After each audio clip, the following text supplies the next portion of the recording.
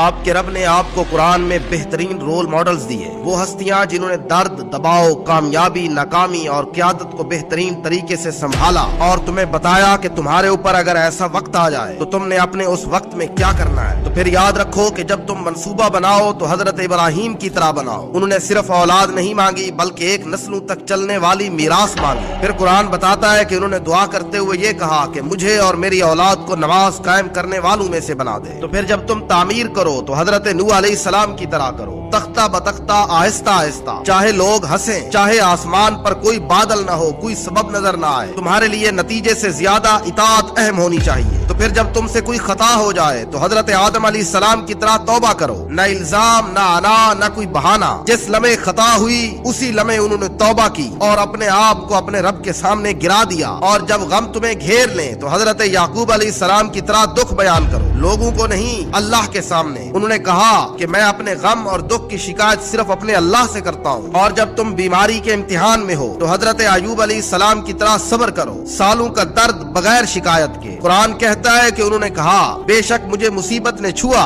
اور اے میرے رب آپ سب سے زیادہ رحم کرنے والے ہیں۔ صبر کا مطلب صرف خاموشی نہیں ہوتا بلکہ صبر کا مطلب اللہ پر بھروسہ ہوتا ہے۔ جب تم کسی ظالم کا سامنا کرو تو حضرت موسیٰ علیہ السلام کی طرح قدم بڑھاتے جاؤ، چاہے ڈر کر، کانپتے ہوئے، لیکن قدم نہیں رکنے چاہیے۔ اور عمل سے پہلے انہوں نے دعا کی، یا اللہ میرا سینہ کھول دے، میرا کام آسان کر دے، میری زبان کی گرہ کھول دے۔ دل میں ڈر کا آنا جائز ہے لیکن ظالم کے سامنے رک جانا جائز نہیں۔ جب تم اللہ سے مانگو تو حضرت سلیمان علیہ السلام کی طرح مانگو، بے خوف، جرت کے ساتھ اور کچھ بہت بڑا۔ قرآن بتاتا ہے کہ انہوں نے کہا اے اللہ مجھے ایسی سلطنت عطا فرما جو میرے بعد کسی کو نہ دی جائے۔ تم اللہ سے مانگ رہے ہو، المالک کے سامنے تم نے ہاتھ پھیلائے ہیں، تو چھوٹے نہ رہو، کچھ چھوٹا نہ مانگو۔ جب تم خود کو تنہا محسوس کرو تو حضرت یونس علیہ السلام کی طرح پکارو، سمندر اور اندھیرے کے اندر سے بھی۔ انہوں نے کہا کہ اللہ کے سوا کوئی معبود نہیں، میں ہی ظلم کرنے والوں میں سے تھا، یہاں تک کہ سب سے نیچے سے بھی، اندھیروں کے اندر سے بھی صداقت کی آواز گونجنی چاہیے۔ جب تمہاری دعا میں تاخیر ہو جائے تو حضرت زکریا علیہ السلام کی طرح صبر کرو، سال گزرے، بال سفید ہوئے، پھر بھی انہوں نے دعا کی محبت کے ساتھ، حق کے دعوے کے بغیر، اپنے رب کے سامنے گڑ گڑاتے ہوئے، کہا اے میرے رب میں کبھی بھی تیرے سامنے دعا کرتے ہوئے مایوس نہیں ہوا۔ اور جب تمہیں قیادت کرنے کا کہا جائے تو محمد الرسول اللہ صلی اللہ علیہ وسلم کی طرح قیادت کرو، سچائی، رحمت اور نرمی کے ساتھ۔ انہوں نے معاف کیا جبکہ وہ ختم کر سکتے تھے، وہ اپنی امت کے لیے روئے، وہ ٹوٹے دل والوں کے ساتھ چلے، انہوں نے زمین سے پہلے دلوں کو فتح کیا۔ زندگی میں ہمیشہ رد عمل صرف اپنے نفس کی طرف سے نہ دو بلکہ ایک نبی کی طرح جواب دو۔ مشکل ہے، ناممکن نہیں، آپ کا رب بھی وہی ہے جو ان سب کا رب تھا۔